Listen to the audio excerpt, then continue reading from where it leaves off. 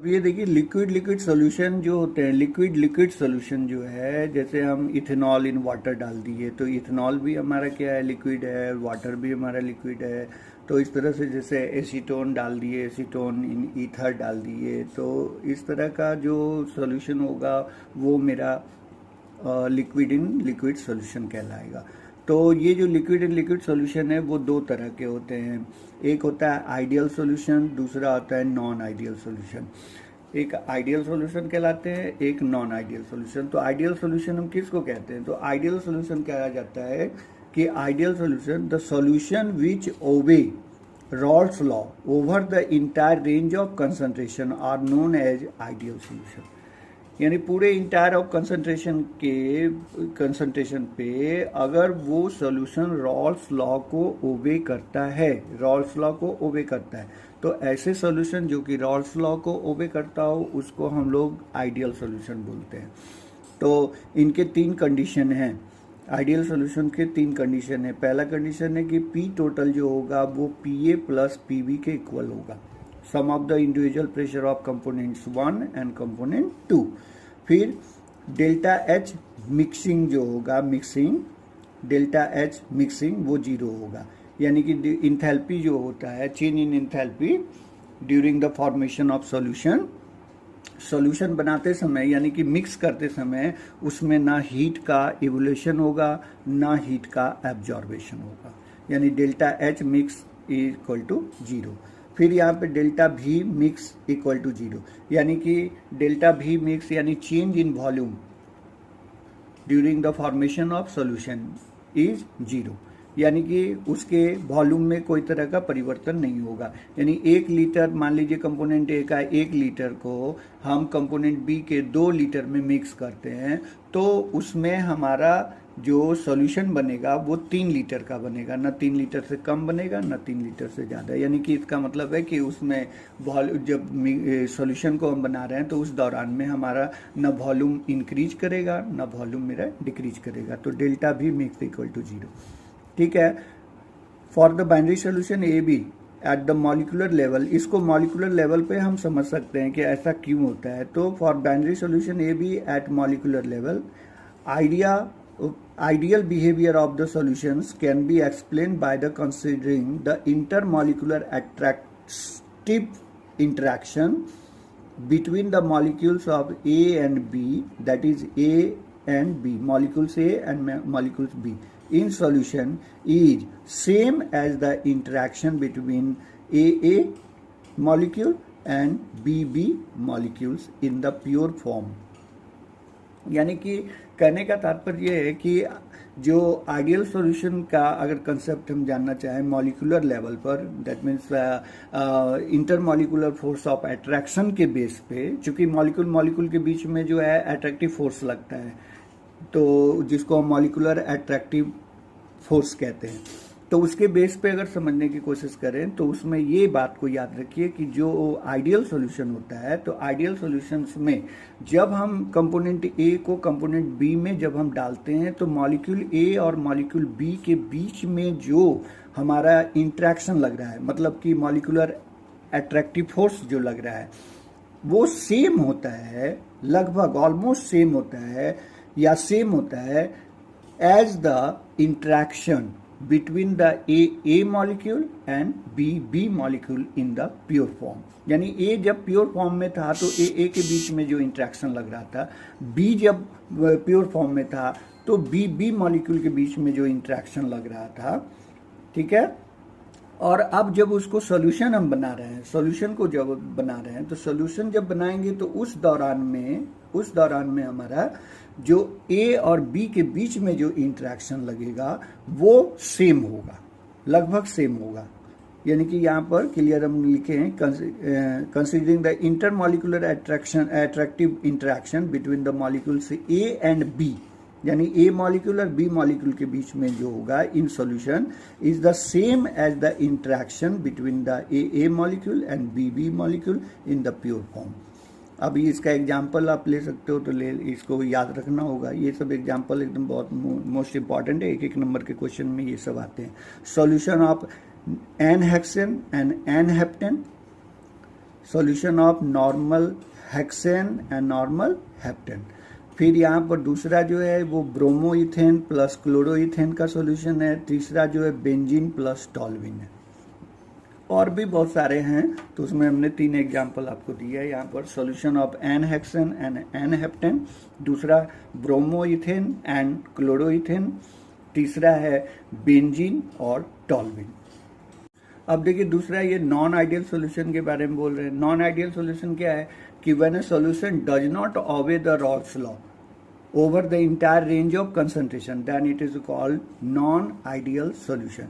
अगर कोई सॉल्यूशन जो है पूरे इंटायर रेंज ऑफ कंसंट्रेशन पे अगर वो रॉल्स लॉ को ओबे नहीं करता है, रॉल्स लॉ को ओबे नहीं करता है, तो उसको हम लोग नॉन आइडियल सॉल्यूशन कहते हैं। ये भी हमारा 2 तरह का होता है। नॉन आइडियल सॉल्यूशन भी 2 टाइप का होता है। एक को बोलते हैं non ideal solution showing positive deviation, non ideal solution showing positive deviation. दूसरा है non ideal solution showing negative deviation. Okay, 2 तरह का, non ideal showing positive deviation, non ideal showing negative deviation.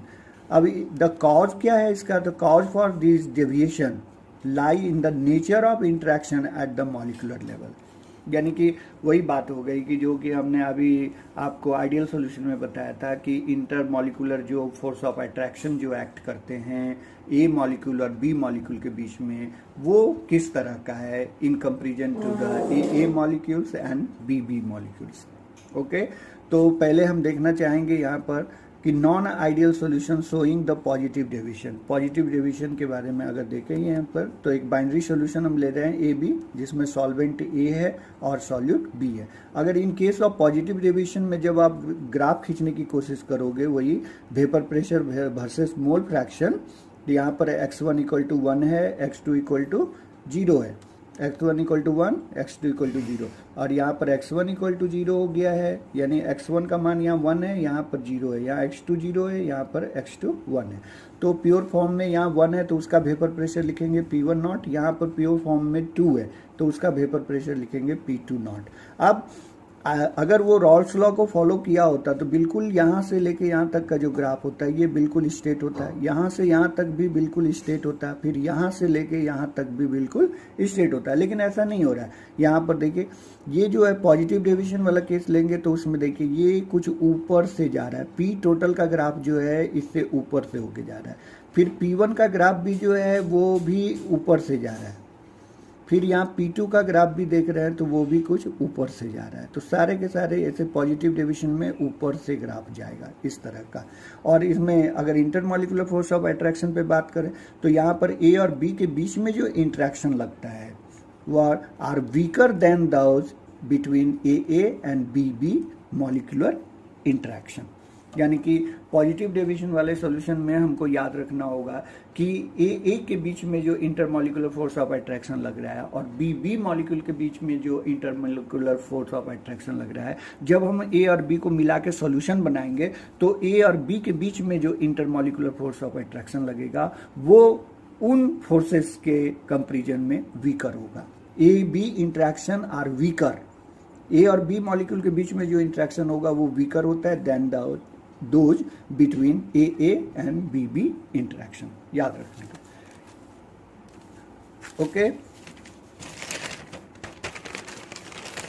और इसका कंडीशन आप देखोगे तो इसके कंडीशन में आप ये 3 चीज फॉलो करोगे। वहां पर आइडियल वाले में जो था तो वो इक्वल टू था, लेकिन पॉजिटिव डेविएशन वाले में देखोगे तो यहाँ P total greater than P1 plus P2 आएगा, delta H mixing greater than 0 आएगा, यानी इंथैल्पी जो चेंज इन इंथैल्पी है वो ग्रेटर देन 0 का मतलब है इंडोथर्मिक रिएक्शन होगा, यानी कि सॉल्यूशन बनाते समय जो है हीट एब्जॉर्ब होंगे।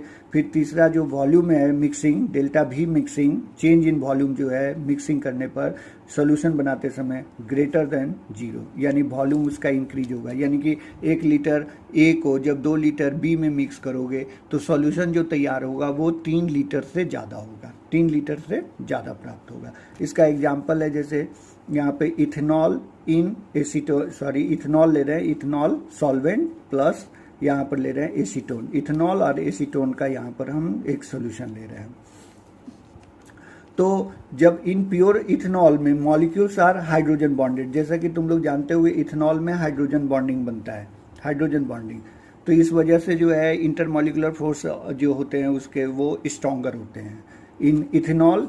ये याद रखना है कि in pure ethanol molecules are hydrogen bonded. On adding acetone, जब मैं एसीटोन को उसमें ऐड करता हूँ, ये इस तरह का हाइड्रोजन बॉन्डिंग होता है इथेनॉल में, इथेनॉल में हाइड्रोजन बॉन्डिंग होता है C2H5OH, ये इसके साथ इसके एक मॉलिक्यूल का O और दूसरे मॉलिक्यूल के H के साथ में इंटरमॉलिक्यूलर हाइड्रोजन बॉन्डिंग होता है। ये हाइड्रोजन बॉन्डिंग इस तरह का होता है। तो जब हम उसके बीच में, जब इसी इथेनॉल में जब हम एसीटोन को ऐड करते हैं तो मॉलिक्यूल के बीच में एसीटोन के मॉलिक्यूल्स आ जाते हैं, एसीटोन के मॉलिक्यूल्स आ जाते हैं। On adding acetone its molecule get in between the host ethanol molecule and break some of the hydrogen bond. यानी कि जब एसीटोन हम इसमें डालेंगे तो एसीटोन के मॉलिक्यूल्स यहाँ बीच में चले आएंगे, तो बीच में जब चले आते हैं तो उस वजह से क्या होता है कि इनका हाइड्रोजन बॉन्डिंग जो होता है वो टूट जाता है। तो सारे के सारे जरूरी नहीं टूटेंगे, वो तो डिपेंड करेगा कि हमने एसीटोन कितना डाला है। तो एसीटोन डालने से जो है, कुछ एसीटोन मॉलिक्यूल्स को डालने से कुछ हाइड्रोजन बॉन्डिंग जो होते हैं वो ब्रेक कर जाते हैं। On adding acetone its molecule get in between the host molecules and break some of the hydrogen bond due to weakening of interaction, और उसके इंट्रैक्शन जो होते हैं वो वीक हो जाते हैं, इथेनॉल मॉलिक्यूल के बीच में जो इंट्रैक्शन था वो वीक हो जाता है। And the solution shows positive deviation from Rawls law, और यही वजह से है कि वो उसके वेपर ज़्यादा बनने लगते हैं नतीजे, और इस तरह से वो रॉल्स लॉ को फॉलो नहीं करता है, ओबे नहीं करता है, और पॉजिटिव डेविएशन शो करता है। और दूसरा जैसे acetone plus carbon disulphide, acetone plus carbon disulphide दूसरा एग्जांपल है इसका। On adding carbon disulphide in acetone dipole interaction between the solute solvent molecules. On adding carbon disulphide in acetone, acetone में जब कार्बन डाइसल्फाइड को हम जब डालते हैं तो डाइपोल इंटरेक्शन जो है, इसमें हाइड्रोजन बॉन्डिंग नहीं होता है, डाइपोल इंटरेक्शन होता है। The dipole interaction between the solute solvent molecules get weaker and then the interaction among the solute and solvent molecule, this shows the positive deviation. ठीक है, फिर उसी तरह से यानी कि पहले जो एसीटोन में जो डाइपोल इंटरेक्शन जो लग रहा था हमारा, वो इंटरेक्शन वीक हो जाता है। जब हम उसमें कार्बन डाइसल्फाइड डालते हैं तो कार्बन डाइसल्फाइड के मॉलिक्यूल बीच बीच में आ जाते हैं उसके एसीटोन मॉलिक्यूल के बीच में, और उसके डाइपोल इंटरेक्शन को क्या करता है, वीक कर देता है। तो इस तरह से वीक हो जाने की वजह से जो सॉल्यूट सॉल्वेंट मॉलिक्यूल का जो इंटरेक्शन है becomes weaker than the interaction among the solute यानी carbon disulphide molecules and the solvent molecule, that mean the acetone molecule, and the solution shows the positive deviation. उसी तरह देखिए फिर in case of negative deviation अगर लिए तो negative deviation वाले में क्या होता है, बाइनरी सॉल्यूशन जैसे ए बी लिए, सॉल्वेंट ए अनसॉल्यूट बी। तो इस केस में जो पॉजिटिव डेविएशन वाले में है तो याद रखना है कि ए बी का जो ए मॉलिक्यूल और बी मॉलिक्यूल के बीच का जो इंटरेक्शन होता है सॉल्यूशन बनने के बाद वो वीकर हो जाता है। जबकि इसके केस में क्या होता है, नेगेटिव डेविएशन वाले में ए और B interaction become stronger than those between A और बी इंटरेक्शन। क्लियर है ना, यहाँ पर ए और बी के बीच का इंटरेक्शन जो होता है, ए और बी मॉलिक्यूल के बीच का इंटरेक्शन स्ट्रॉन्गर होते हैं than those between A and B interaction. Okay, इसका जब ग्राफ आप खींचोगे इसी तरह से तो आना चाहिए तो सब ये स्ट्रेट लाइन रॉल्स लॉ के अकॉर्डिंग ऐसे करके सब स्ट्रेट, लेकिन सब नीचे से आएगा, नीचे से ऐसे आना चाहिए ऊपर, लेकिन नीचे से ऐसे करके ग्राफ आएगा नीचे से। तो ये नेगेटिव डेविएशन वाला है। ठीक है ना, पॉजिटिव डेविएशन में सब ऊपर से होके आता है, या नेगेटिव वाले में सब नीचे से होके आता है। तो जो इसका एग्जांपल लेंगे तो जैसे आप लीजिए phenol plus aniline. In case of the intermolecular hydrogen bonding between the phenolic proton and lone pair on nitrogen atom on aniline is stronger than the respective intermolecular hydrogen bonding between the similar molecules.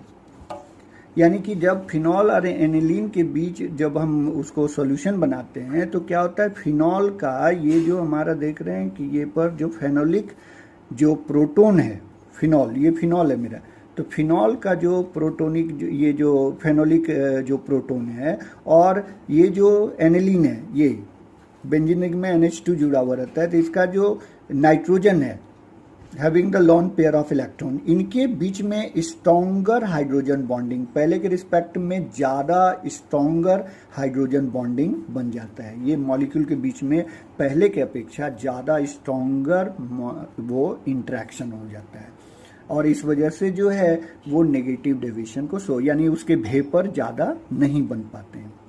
ठीक है ना। याद रखना है कि जो इनके case में ये फिनॉल और एनिलीन को जब हम मिक्स करते हैं तो in this case intermolecular hydrogen bonding between the phenolic proton and the lone pair on nitrogen atom जिसपे लोन पेयर है, इनके बीच में of aniline is stronger than the respective intermolecular hydrogen bonding between the phenol and aniline. ऐसा नहीं है, पहले से already phenol में भी हाइड्रोजन बॉन्डिंग होता है और एनिलीन में भी हाइड्रोजन बॉन्डिंग होता है, लेकिन जब मैं फिनॉल और एनिलीन को मिलाता हूँ तो फिनॉल के जो यहाँ फेनोलिक प्रोटोन है और जो एनिलीन का जो नाइट्रोजन है जिस पे लोन पेयर ऑफ इलेक्ट्रॉन है, इनके बीच में मोर स्ट्रॉन्गर हाइड्रोजन बॉन्डिंग बन जाता है, पहले के अपेक्षा ज़्यादा स्ट्रॉन्गर बन जाता है। इस वजह से जो है उसके वेपर ज़्यादा नहीं बन पाते हैं, इसलिए वो नेगेटिव डेविएशन को शो करता है। और दूसरा एग्जांपल यहाँ पर देते हैं, जैसे फिर क्लोरोफॉर्म प्लस एसीटोन, तो यहाँ भी क्लोरोफॉर्म और एसीटोन को जब मिक्स करेंगे ना तो उनके बीच भी हाइड्रोजन बॉन्डिंग बन जाता है, जिसके वजह से वो जो है नेगेटिव डेविएशन को शो करता है। ठीक है, याद रखना। यहाँ पे क्लोरोफॉर्म और एसीटोन को जब मिक्स करते हैं तो क्लोरोफॉर्म और एसीटोन के बीच में भी हाइड्रोजन बॉन्डिंग बनता है। ओके, तो ये याद रखना है। Chloroform form H bonding with the acetone molecule leads solution of negative deviation. Azeotropes क्या होता है? Azeotropes are those solution which have the same composition in liquid and vapor phase and boil at the same constant temperature.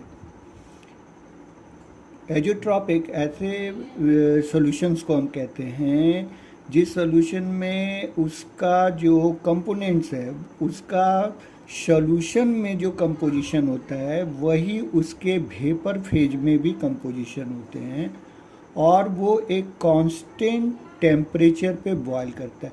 जबकि मैं उनका अगर देखूँ तो उसका इंडिविजुअल जो बॉइलिंग पॉइंट होता है अलग अलग कंपोनेंट का, मान लीजिए कोई एक बाइनरी सॉल्यूशन है जिसमें कंपोनेंट ए है और कंपोनेंट बी है, तो ए का जो है वो बॉइलिंग पॉइंट कुछ डिफरेंट हो सकता है, बी का कुछ डिफरेंट हो सकता है, लेकिन जब वो एक खास कंपोजिशन पे जब वो एजोट्रॉप बनाता है तो उस समय वो दोनों के दोनों जो कंपोनेंट है वो एक ही टेम्परेचर पे बॉयल करने लगते हैं। ऐसे हम सॉल्यूशन को एजोट्रॉप कहते हैं। Azeotropes are the solution, those solution which have the same composition in liquid as well as in vapor phase and boil at the constant temperature. In such solution, it is not possible to separate the components by fractional distillation. ऐसे component को जो है, ऐसे एजोट्रॉप्स को हम लोग जो है सिंपल फ्रैक्शनल डिस्टिलेशन मेथड से हम इसको जो है वो अलग अलग नहीं कर सकते।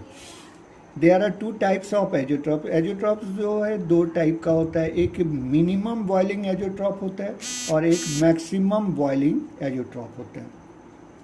मिनिमम बॉइलिंग एजोट्रॉप्स वो वाले होते हैं, वो सॉल्यूशन शो करता है नॉन आइडियल सॉल्यूशन जो हमारा पॉजिटिव डेविएशन को शो करता है। पॉजिटिव डेविएशन को शो करने वाले जो नॉन आइडियल सॉल्यूशन होते हैं वही मेरा जो है मिनिमम बॉइलिंग एजोट्रॉप्स बनाता है।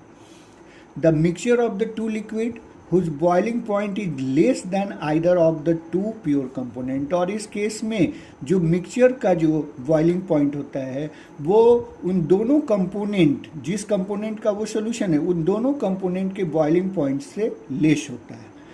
This is form by that composition of a non ideal solution.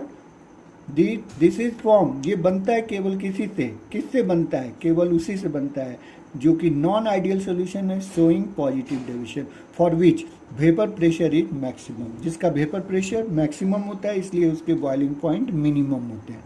For example, अगर इथेनॉल का बाय मास बाय वॉल्यूम से अगर हम बाय वॉल्यूम अगर हम ऐसा ले कि इथेनॉल का 95.5% लेते हैं और वाटर का 4.5%, अगर मैं इस कंपोजिशन में इसमें अगर बाय वॉल्यूम में अगर इनको मिक्स कर दूं, इथेनॉल का बाय वॉल्यूम लूँ 95.5% और वाटर का बाय वॉल्यूम लूँ 4.5%, तब ये मिक्सचर जो बनेगा, हाँ, वो मेरा जो होगा मिनिमम बॉइलिंग एजोट्रॉप बनेगा, क्योंकि ये पॉजिटिव डेविएशन को शो करता है। और इसका अगर एक्सपेरिमेंटल रिजल्ट देखते तो देखते बॉइलिंग पॉइंट ऑफ इथेनॉल जो होता है वो 78.5 डिग्री सेल्सियस होता है और वाटर का तो मालूम है कि 100 डिग्री सेल्सियस होता है। बट जब ये एजोट्रॉप बनाते हैं इस कंपोजिशन पे तो उस समय ये बॉयल करता है 78.2 डिग्री सेल्सियस पे, दोनों के दोनों एक ही टेम्परेचर पे बॉयल करने लगते हैं, जबकि उसका इंडिविजुअल बॉइलिंग पॉइंट डिफरेंट होते हैं और इसका जो मिक्सचर का जो बॉइलिंग पॉइंट होता है वो देखिए इन दोनों से ही कम है, which is lower than either of the ethanol और वाटर। तो ये इसमें याद रखना है कि जो एजोट्रॉप एक्चुअल में क्या होता है, तो एजोट्रॉप आर दो सॉल्यूशन, वो सॉल्यूशन होते हैं विच have the same composition in liquid and the vapour phase. Liquid phase में भी कंपोजिशन उसका वही होता है जो वेपर फेज में होता है, और and boils at the constant temperature. और इसको फ्रैक्शनल डिस्टिलेशन मेथड से हम इसको सेपरेट नहीं कर सकते। ये दो टाइप का होता है, एक मिनिमम बॉइलिंग एजोट्रॉप होता है, एक मैक्सिमम बॉइलिंग एजोट्रॉप होते हैं। जो मिनिमम बॉइलिंग एजोट्रॉप्स जो होते हैं वो उस तरह के नॉन आइडियल सॉल्यूशन शो करते हैं जो कि पॉजिटिव डेविएशन को शो करता है। The mixture of the two liquid whose boiling point, और इस केस में जो मिक्सचर का जो बॉइलिंग पॉइंट होता है less than either of the to component, ये याद रखना है। और ये याद रखना है कि ये जो non ideal solution showing positive deviation वो वाले ही इसको शो कर सकते हैं, और क्योंकि इसके वेपर प्रेशर मैक्सिमम होते हैं। और एक एग्जांपल हमने यहाँ पर लिया है जो एनसीईआरटी का ही है, इथेनॉल लेते हैं 95.5% और वाटर लेते हैं 4.5% बाय वॉल्यूम, तब उस स्थिति में ये जो है एजोट्रॉप बनाता है विथ मिनिमम बॉइलिंग। ओके,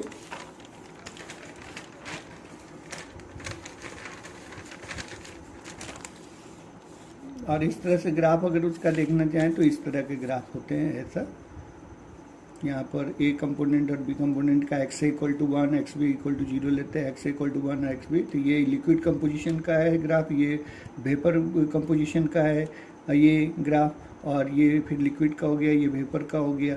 और ये जो है इस पॉइंट पे देखिए, इस खास कंपोजिशन पे, इस पॉइंट पे देखिए, ये दोनों के दोनों जो हैं, दोनों ए और बी दोनों के जो है वेपर जो प्रेशर है वो एक ही हो गया है इस पॉइंट पे, इस कंपोजिशन के इस पॉइंट पे एक ही वेपर प्रेशर हो गया ए और बी दोनों का। तो इसी कंपोजिशन पे वो जो है एजोट्रॉप बनाते हैं। फिर मिनिमम बॉइलिंग पॉइंट क्या होता है, तो मिनिमम बॉइलिंग पॉइंट वाले जो एजोट्रॉप होते हैं, मिनिमम बॉइलिंग एजोट्रॉप, तो the mixture of the two liquid whose boiling point is more than either of the two pure liquids. इस केस में उल्टा होता है, मिनिमम बॉइलिंग एजोट्रॉप्स वाले जो होते हैं वो ऐसा मिक्सचर होता है जिस मिक्सचर का जो बॉइलिंग पॉइंट होता है उसके दोनों कंपोनेंट से ज़्यादा होता है, is more than either of the two pure component. और ये किस तरह के मिक्सचर शो करते हैं, तो this is form by that composition of a non ideal solution showing negative deviation.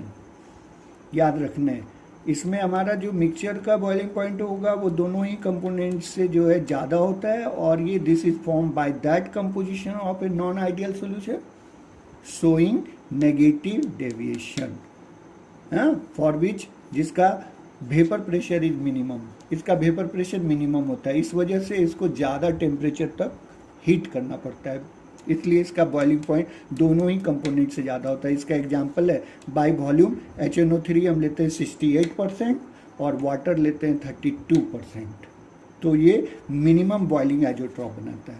और इनका जो बॉइलिंग पॉइंट होता है एजोट्रॉप का वो होता है 120.4 degree Celsius, 120.4 degree Celsius. Okay, और इसका ग्राफ कुछ इस तरह का होता है ऐसा। यहाँ पर देखिए मिनिमम वेपर प्रेशर आ रहा है, मिनिमम, और दोनों कंपोनेंट का वेपर प्रेशर इस पॉइंट एन पे एक ही हो गया है। तो ये जो ग्राफ है वो मिनिमम बॉइलिंग एजोट्रॉप का है, और ये वाला ग्राफ जो है मैक्सिमम बॉइलिंग एजोट्रॉप का है। ओके, और ये देखिए 120.4 डिग्री सेल्सियस जो है इसका जो मिनिमम बॉइलिंग एजोट्रॉप का जो है ये बॉइलिंग पॉइंट है, जबकि हम HNO3 को 68% लेते हैं, वाटर को 32% लेते हैं। तो इन दोनों से इसका बॉइलिंग पॉइंट देखिए ज़्यादा है, लार्जर। ठीक है।